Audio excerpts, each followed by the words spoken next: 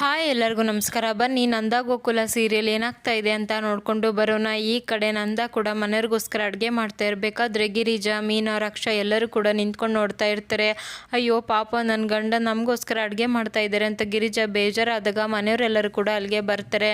ಅಮ್ಮ ಯಾಕಮ್ಮ ಇಷ್ಟೊಂದು ಗಾಬರಿ ಆಗಿದೆಯಾ ಅಂತ ವಲ್ಲಭ ಕೇಳಿದಾಗ, ವಲ್ಲಭ ನಿನಗೆ ಕಣ್ಣು ಸರಿಯಾಗಿ ಕಾಣುತ್ತೆ ತಾನೇ, ನೋಡು ಅಲ್ಲಿ ಪಾಪ ನಿಮ್ಮಪ್ಪ ನಾನು ಅಡುಗೆ ಮಾಡೋದು ಬೇಡ ಅಂತ ಹೇಳ್ಬಿಟ್ಟು ಅವರೇ ಅಡುಗೆ ಮಾಡ್ತಾ ಇದ್ದಾರೆ ಅಂದಿದ ತಕ್ಷಣ, ಅಮ್ಮ ಏನಮ್ಮ ಇದು, ಪಪ್ಪ ನಮಗೋಸ್ಕರ ಅಡುಗೆ ಮಾಡ್ತಾ ಇದ್ದಾರಾ?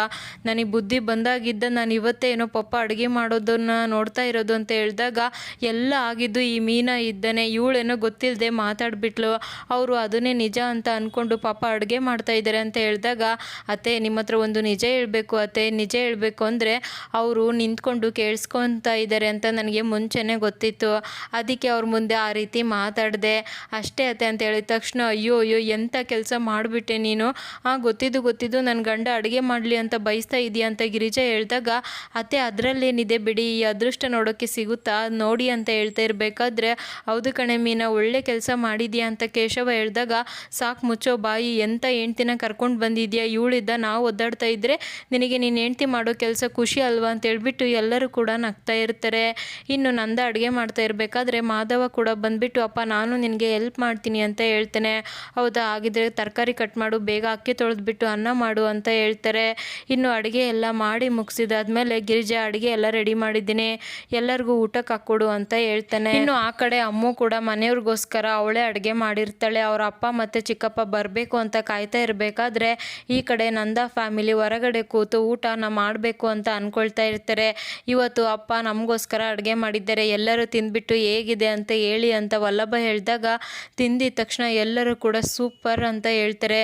ರೀ ನಿಜವಾಗ್ಲೂ ರೀ ಎಷ್ಟು ಚೆನ್ನಾಗಿ ಅಡುಗೆ ಮಾಡಿದ್ದೀರಾ ಅಂತ ಈ ಕಡೆ ಗಿರಿಜಾ ಹೇಳ್ತಾ ಇರಬೇಕಾದ್ರೆ ಸೂರ್ಯಕಾಂತ್ ಮತ್ತು ಚಂದ್ರಕಾಂತ್ ಅವರು ಕೂಡ ಊಟಕ್ಕೆ ಬರ್ತಾರೆ.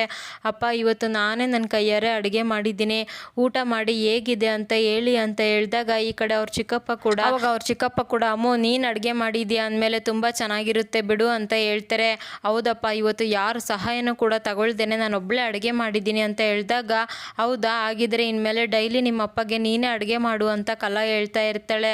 ಅಲ್ಲ ಅಮ್ಮು, ನಾಯಿ ನರಿಗಳು ತಿನ್ನೋ ಜಾಗದಲ್ಲಿ ನಾವು ತಿನ್ಬೇಕಾ, ಮನೆ ಒಳಗೆ ಊಟ ಮಾಡಿದರೆ ಆಗ್ತಾಯಿತ್ತು ತಾನೆ ಅಂತ ಚಂದ್ರಕಾಂತ್ ಹೇಳಿದಾಗ, ಹೌದಾ ಹಾಗಿದ್ರೆ ಮೊದಲೋಗಿ ಒಳಗಡೆ ಊಟ ಮಾಡಿ, ನಾಯಿ ನರಿಗಳು ಇಲ್ಲಿದ್ದ ಹೋದರೆ ಮನುಷ್ಯರಾದರೂ ಊಟ ಮಾಡ್ಬೋದು ಅಂತ ವಲ್ಲಭ ಹೇಳಿದಾಗ, ಏ ವಲ್ಲಭ ಏನೋ ಮಾತಾಡ್ತಾ ಇದೆಯಾ, ಏ ನಂದ ನಿನ್ನ ಮಗುಗೆ ಸರಿಯಾಗಿ ಬುದ್ಧಿ ಕಲ್ಸೋಕೆ ಬರೋದಿಲ್ವಾ ಅಂತ ಸೂರ್ಯಕಾಂತ್ ಹೇಳಿದಾಗ, ಅಯ್ಯೋ ಅಣ್ಣ ಅವನಿಗೆ ಸರಿಯಾಗಿ ಬುದ್ಧಿ ಇದ್ದಿದ್ರೆ ಅವ್ನ ಮಗಗೆ ಹೇಳ್ತಾ ಇದ್ದ ಅಂತ ಚಂದ್ರಕಾಂತ್ ಹೇಳ್ತಾನೆ.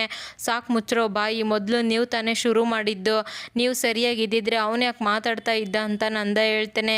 ಅವಾಗ ಊಟ ಮಾಡ್ತಾ ಇರಬೇಕಾದ್ರೆ, ಅಪ್ಪ ಇನ್ನೊಂದು ದಿನ ನಾವು ಟೆರೆಸ್ ಮೇಲೆ ಚಂದ್ರನ ಬೆಳಕಲ್ಲಿ ಊಟ ಮಾಡೋಣವಾ, ಚೆನ್ನಾಗಿರುತ್ತೆ ಅಂತ ಅಮ್ಮು ಹೇಳ್ತಾಳೆ. ನಮ್ಮ ಅಮ್ಮು ಯಾವ ಥರ ಗೊತ್ತಾ, ಯಾವಾಗಲೂ ಗಿರಿಜಾ ಥರನೇ ಇದ್ದಾಳೆ, ಅವಳು ನೋಡೋಕೆ ಗಿರಿಜಾ ಥರನೇ, ಯಾವಾಗ ನೋಡಿದ್ರು ಜೊತೇಲಿ ಊಟ ಮಾಡೋಣ ಅಂತಾಳೆ, ಬಿಸಿ ಬಿಸಿ ರುಚಿ ರುಚಿಯಾದ ಅಡುಗೆ ಮಾಡಬೇಕು ಅಂತ ಇಷ್ಟಪಡ್ತಾಳೆ, ಅವಳು ನಮ್ಮ ಗಿರಿಜಾ ಥರ ಅಂತ ಅವ್ರ ಅಮ್ಮ ಹೇಳಿದ ತಕ್ಷಣ ಸೂರ್ಯಕಾಂತ್ ಮತ್ತು ಚಂದ್ರಕಾಂತ್ಗೆ ಕೋಪ ಬಂದೇ ಬಿಡುತ್ತೆ.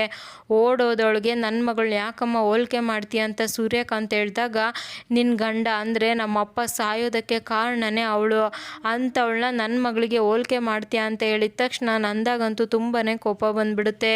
ಗಿರಿಜಾ ಅಳೋಕ್ಕೆ ಶುರು ಮಾಡಿಬಿಡ್ತಾಳೆ. ಏ ಮಾತಿಗೂ ನನ್ನ ಹೆಂಡ್ತಿನ ಏನಾದರೂ ನಡುವೆ ತೊಗೊಂಡು ಬಂದರೆ ನಿಂತಲ್ಲೇ ಸಿಗ್ದಾಕ್ಬಿಡ್ತೀನಿ ಅಂತ ನಂದ ಹೇಳಿದಾಗ ಸೂರ್ಯಕಾಂತ್ ಮತ್ತು ಚಂದ್ರಕಾಂತ್ ಕೋಪ ಮಾಡ್ಕೊಂಡು ಅಲ್ಲಿದ್ದೇ ಎದ್ದೋಗ್ಬಿಡ್ತಾರೆ. ಅವಾಗ ಗಿರಿಜಾ ಅಳ್ತಾ ಇರೋದನ್ನ ನೋಡಿಬಿಟ್ಟು, ಅತ್ತೆ ನಾವು ಹೋಗೋಣ ಬನ್ನಿ, ಅವರಾದರೂ ನೆಮ್ಮದಿಯಾಗಿ ಊಟ ಮಾಡಲಿ ಅಂತ ಹೇಳ್ಬಿಟ್ಟು ಕಲಾ ಅಲ್ಲಿದ್ದ ಹೊರಟು ಬರ್ತಾಳೆ.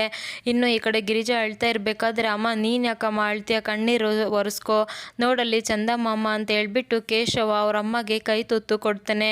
ಹಾಗೆ ವಲ್ಲಭ, ಮಾಧವ ಎಲ್ಲರೂ ಕೂಡ ತಿನ್ನಿಸ್ತಾ ಇರಬೇಕಾದ್ರೆ ಮೀನಾಗಂತೂ ತುಂಬಾ ಬೇಜಾರಾಗುತ್ತೆ. ಎಲ್ಲರೂ ಬರೀ ನನಗೆ ಊಟ ಮಾಡಿಸ್ತಾ ಇದ್ದರೆ ಹೇಗೆ, ನಾನಿವಾಗ ಎಲ್ಲರಿಗೂ ಕೈ ತುತ್ತು ಕೊಡ್ತೀನಿ ಅಂತ ಗಿರಿಜಾ ಎಲ್ಲರಿಗೂ ಕೂಡ ಊಟನ ಕೊಡ್ತಾ ಇರ್ತಾಳೆ. ಮೀನಾ, ನಾನು ಮನೆಯವ್ರಿಗೆ ಕೈ ತುತ್ತು ಕೊಡ್ತೀನಿ ಅಂತ ಹೇಳಿದೆ, ನೀನು ನಮ್ಮ ಮನೆಯವಳು ತಾನೆ, ನೀನು ಯಾಕೆ ಬಂದಿಲ್ಲ ಅಂತ ಹೇಳಿದಾಗ ಮೀನಾಗೂ ಕೂಡ ಊಟ ಮಾಡಿಸ್ತಾಳೆ. ಅವಾಗಂತೂ ಮೀನಾಗೆ ತುಂಬಾ ಖುಷಿಯಾಗ್ಬಿಡುತ್ತೆ. ಮಾವ ನೀವು ಕೂಡ ಇಷ್ಟು ಚೆನ್ನಾಗಿ ಅಡುಗೆ ಮಾಡ್ತೀರಾ ಅಂತ ನನಗೆ ಗೊತ್ತೇ ಇರಲಿಲ್ಲ, ನಮಗಿಂತ ಚೆನ್ನಾಗಿ ಮಾಡಿದ್ದೀರಾ ಅಂತ ಹೇಳಿದಾಗ ಆವಾಗ ಕೇಶವ ಕೂಡ, ಮೀನಾ ಅದನ್ನು ಎಲ್ಲರೂ ಹೇಳಿದ್ದಾರೆ, ನೀನೇನು ಮತ್ತೆ ಸ್ಪೆಷಲಾಗಿ ಹೇಳೋದು ಅಂತ ಹೇಳಿದ ತಕ್ಷಣ ಎಲ್ಲರೂ ಕೂಡ ನಗ್ತಾರೆ. ಊಟ ಆದಮೇಲೆ ಮಾಧವ ಕೈ ತೊಳ್ಕೊಂಡು ಬರ್ತಾ ಇರಬೇಕಾದ್ರೆ, ಮಾವ ನೀವಿವತ್ತು ಶಾವಿಗೆ ಮಾಡಿದ್ರಿ ಅಲ್ವಾ, ಅದು ತುಂಬ ಚೆನ್ನಾಗಿತ್ತು, ನಂಗೆ ತುಂಬ ಇಷ್ಟ ಆಯಿತು ಅಂತ ಹೇಳಿದಾಗ, ನಾನು ಮಾಡಿದ್ದು ಶಾವಿಗೆ ಅಲ್ಲ, ಶಾವಿಗೆ ಶಾವ್ಗೆ ಪಾಯಸ ಅಂತ ಹೇಳ್ತಾನೆ. ಓ ಹೌದಾ, ಅದಕ್ಕೆ ಸಕ್ಕರೆ ಹಾಕಿದ್ರಾ ಬೆಲ್ಲ ಹಾಕಿದ್ರಾ ಅಂತ ಹೇಳಿದಾಗ ಮಾಧವ ಏನು ಮಾತಾಡದೆ ಹಾಗೆ ಹೋಗ್ತಾ ಇರಬೇಕಾದ್ರೆ, ಅಯ್ಯೋ ನಿಂತ್ಕೊಳ್ಳಿ ಬಾವ, ನಾನು ಕೇಳ್ತಾ ಇದ್ದೀನಿ ತಾನೆ ಅಂತ ಹೇಳ್ತಾಳೆ. ಅದಕ್ಕೆ ಬೆಲ್ಲ ಅಲ್ಲ ಸಕ್ಕರೆ ಹಾಕಿದ್ದೆ ಅಂತ ಹೇಳ್ಬಿಟ್ಟು ಅಲ್ಲಿದ್ದ ಹೋಗ್ಬಿಡ್ತಾನೆ. ಅದನ್ನು ನೋಡಿ ಸುಂದರ ಮತ್ತು ವಲ್ಲಭ ಇಬ್ಬರು ಕೂಡ ನಗ್ತಾ ಇರ್ತಾರೆ. ಅಲ್ಲ ಅದಕ್ಕೆ ನಮ್ಮ ಅಣ್ಣ ಮಾತಾಡೋಲ್ಲ ಅಂತ ಗೊತ್ತಿದ್ರೂ ಕೂಡ ಅವನ್ನ ಹೋಗಿ ಹೋಗಿ ರೇಗಿಸ್ತೀರ ಅಲ್ವಾ, ಇದು ಸರಿ ಅಲ್ಲ ಅಂತ ಹೇಳಿದಾಗ, ಅಯ್ಯೋ ಆ ರೀತಿ ಏನಿಲ್ಲ ಕಣೋ, ಅವರು ತುಂಬ ಚೆನ್ನಾಗಿ ಮಾತಾಡ್ತಾರೆ, ಅವ್ರಿಗೆ ಮುಜುಗರ ಇದೆ ಅಂತ ಗೊತ್ತು, ಅದು ಹೋಗ್ಬಿಟ್ಟು ನನ್ನ ಹತ್ರ ಚೆನ್ನಾಗಿರಲಿ ಅಂತಲೇ ಅವ್ರ ಹತ್ರ ಪದೇ ಪದೇ ಮಾತಾಡ್ತಾ ಇರೋದು ಅಂತ ಹೇಳಿದಾಗ, ಅಯ್ಯೋ ಮೀನಾ ಅದನ್ನು ಯಾವತ್ತೂ ಟ್ರೈ ಮಾಡಬೇಡ, ಯಾಕೆ ಗೊತ್ತಾ ಅವನು ಹುಟ್ಟಿದಾಗಿದ್ದ ನೋಡ್ತಾ ಇದ್ದೀನಿ, ಅವನು ಇರೋದೇ ಹಾಗೆ, ಅದಕ್ಕೆ ಅವನಿಗೆ ಮುಜುಗರ ಮಾಧವ ಅಂತ ಹೆಸರಿಟ್ಟಿದ್ದೀನಿ ಅಂತ ಸುಂದರ ಕೂಡ ಹೇಳಿ ನಗ್ತಾ ಇರ್ತಾರೆ. ಅದೇ ಟೈಮ್ಗೆ ಈ ಕಡೆ ಸೂರ್ಯಕಾಂತ್ ಎಷ್ಟು ಮರಿಬೇಕು ಅಂತ ಪ್ರಯತ್ನ ಪಟ್ಟರು ಕೂಡ ನನ್ನಿಂದ ಆಗ್ತಾ ಇಲ್ಲ ಅಂತ ಹೇಳಿದಾಗ, ಮರಿದೇನೆ ಬೇರೆ ದಾರಿ ಇಲ್ಲ ಅಂತ ಚಂದ್ರಕಾಂತ್ ಹೇಳ್ತಾನೆ.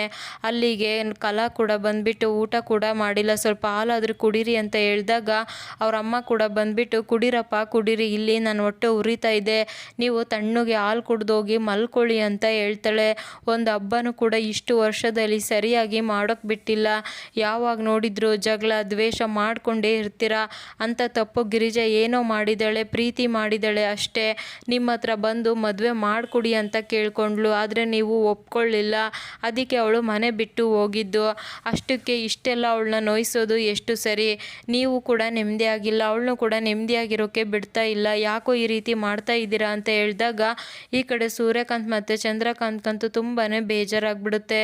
ಅದೇ ಟೈಮ್ಗೆ ಈ ಕಡೆ ಮೀನಾ ಕೂಡ ಕೆಲಸ ಮಾಡ್ತಾ ಇರಬೇಕಾದ್ರೆ ಅಲ್ಲಿಗೆ ಕೇಶವ ಕೂಡ ಬರ್ತಾನೆ. ಮೀನಮ್ಮ ಮೀನಮ್ಮ ಅಂತ ಇರಬೇಕಾದ್ರೆ ಮೀನಾ ಏನು ಮಾತಾಡ್ದೆ ತಟ್ಟೆ ಚೊಂಬು ಎಲ್ಲ ಎತ್ತಾಕ್ತಾ ಇರ್ತಾಳೆ. ಅಲ್ಲ ಇವಳಿಗೆ ಇವಾಗ ಕೋಪ ಯಾಕೆ ಬಂದಿದೆ, ಅಂತ ಕೆಲಸ ನಾನೇನು ಮಾಡಿದೆ, ಮೀನಾ ಏನು ಮಾಡಿದ್ದೀನಿ ಹೇಳೆ, ಯಾಕೆ ಕೋಪ ಮಾಡ್ಕೊಂಡಿದ್ದೀಯ ಅಂತ ಕೇಳಿದಾಗ ಮೀನಾ ಏನು ಮಾತಾಡದೆ ಆ ಕಡೆ ಈ ಕಡೆ ಓಡಾಡ್ತಾ ಇರ್ತಾಳೆ.